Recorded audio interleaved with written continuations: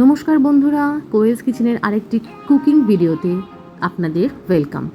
আজকে আমি বানাতে চলেছি ঘাটকোল পাতা বাটা বা খারকোল পাতা বাটা। প্রথমে আমি এখানে পাতা আর ডাঁটাটাকে ভালো করে বেছে নিয়ে ধুয়ে নিয়ে একটু জলে ভাপিয়ে নিয়েছি। আপনারা চাইলে নাও করতে পারেন। আর এখানে নিয়েছি সামান্য কিছু ইনগ্রেডিয়েন্টস: কালো জিরে, কাঁচা লঙ্কা, হলুদ গুঁড়ো, রসুন কোয়া, নুন আর শুকনো লঙ্কা। আপনারা চাইলে শুকনো লঙ্কা আরও দুটো অ্যাড করতে পারেন, সেটা আপনাদের ব্যাপার। এখানে আমি একটু গরম জলে ভাপিয়ে নিয়েছি, এতে চুলকানির প্রবণতাটা কমে যাবে। আর ইনগ্রেডিয়েন্টসগুলো সব সামনে নিয়ে নিয়েছি। চলুন শুরু করি। প্রথমে কড়াইতে তেল দিয়ে দিলাম। তেলটা হালকা একটু গরম করে নেব।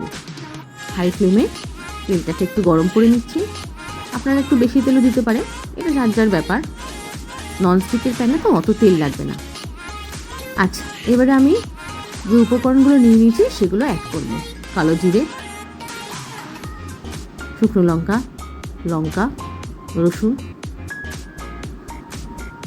তো প্রথমে আমি এখানে শুকনো লঙ্কাগুলো দিয়ে দিলাম, এক এক করে দিচ্ছি রসুন কোয়া। তারপরে আমি অ্যাড করব কালো জিরে, কাঁচা লঙ্কাগুলোও দিয়ে দিলাম। এবার হালকা একটু এগুলোকে ভেজে নিচ্ছি, একটু লাল লাল করে ভেজে নেব যাতে রসুনগুলো একটু সোনালি রং ধারণ করে। সুন্দর করে ভেজে নিচ্ছি। এবারে আমি এর মধ্যে শাকটা অ্যাড করব, শাক বা পাতা অ্যাড করব। আবার একটু নাড়িয়ে নিলাম। বেশ কিছুক্ষণ ধরে ভাজতে হবে। আপনারা কমেন্ট করে জানাবেন আপনাদের আঞ্চলিক ভাষায় এই পাতাটাকে কী বলে ডাকে। আমি এবারে এই জলে ভাপিয়ে নেওয়া ডাঁটাটা আর পাতাটা দিয়ে দিলাম, দিয়ে ভালো করে সব কিছুর সাথে মিশিয়ে নেব।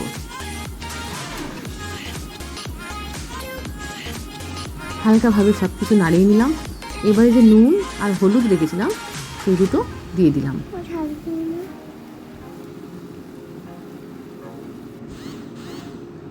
ভালো করে নাড়িয়ে নিচ্ছি যাতে নুন আর হলুদ সবার সাথে মিশে যায়।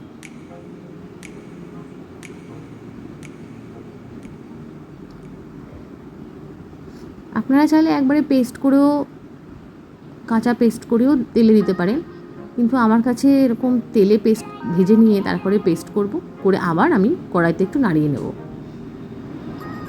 খেতে কিন্তু দুর্দান্ত হয়। আপনারাও বাড়িতে ট্রাই করবেন, করে আমাকে কমেন্ট করে জানাবেন আপনাদের কেমন লাগলো। এইভাবে কিছুক্ষণ ধরে একটু নাড়িয়ে নেব যতক্ষণ না শাকের থেকে জলটা সম্পূর্ণভাবে টেনে যায়। দিলাম সামান্য একটু চিনি। এটা যদি না পছন্দ হয় আপনারা স্কিপ করে যাবেন। দেখুন আমার জলটা পুরো টেনে গেছে এবং শাকের কালারটাও চেঞ্জ হয়ে গেছে। আর একবার একটু ভালো করে নাড়িয়ে নিচ্ছি।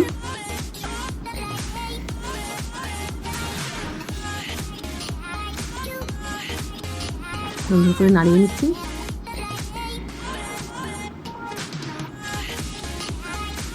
আমার হয়ে গেছে শাকটা, কালারটাও পাল্টে গেছে, নুন হলুদ সমস্ত কিছু শাকের মধ্যে ঢুকে গেছে। এবার এটাকে আমি মিক্সার গ্রাইন্ডারে ভালো করে পেস্ট করে নেব।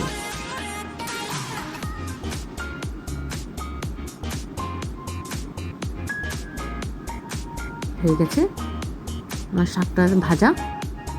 এই যে মিক্সার গ্রাইন্ডারে দিলাম, হালকা একটু ঠান্ডা করে আমি এটা পেস্ট করে নিচ্ছি। কড়াই বসিয়ে দিয়েছি। আমি আর তেল দিচ্ছি না, ননস্টিকের তো আমার আর তেলটা লাগবে না। আপনারা এখানে একটু সামান্য তেল অ্যাড করতে পারেন। ভালো করে কাচিয়ে মিক্সার গ্রাইন্ডার থেকে শাকটা আমি কড়াইতে দিয়ে দিচ্ছি।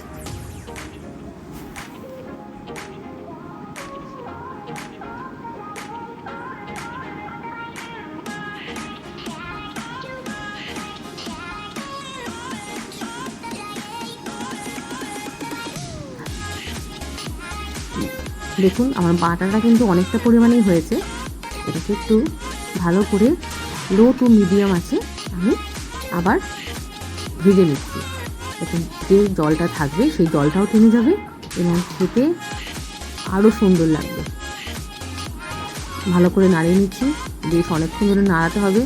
আপনারা তো সবাই জানেন যে বাটা এসব করতে গেলে একটু বেশিক্ষণ নাড়তে লাগে, যতক্ষণ না ভেতরে জলটা টেনে যায় আর কালারটাও না চেঞ্জ হয়ে যায়।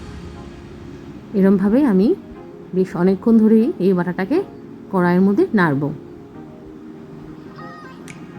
দেখুন আস্তে আস্তে আমার কালারটা চেঞ্জ হয়ে গেছে, অলমোস্ট রেডি। যখনই দেখবেন কড়াইয়ের মধ্যে লেগে লেগে আসছে, তখন বুঝবেন যে আপনার এই বাটাটা হয়ে গেছে। আরও কিছুক্ষণ নামিয়ে আমি আজকের মতো আমার নাড়াবো। রেসিপিটি ডান। তো আপনারা অবশ্যই বাড়িতে ট্রাই করবেন এবং জানাবেন কেমন হয়েছে। ধন্যবাদ।